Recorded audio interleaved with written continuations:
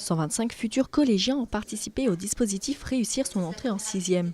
L'occasion de réviser pendant 3 jours le français, les mathématiques, l'anglais et de pratiquer des activités sportives.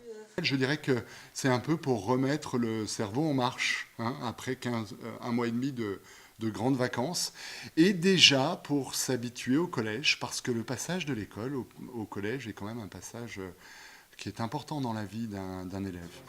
L'entrée en 6e, une étape redoutée des élèves et des parents.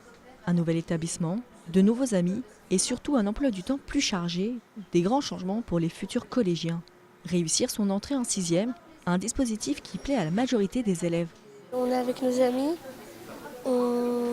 l'après-midi on fait des activités, on fait des courses, on fait de la lutte, de l'escalade.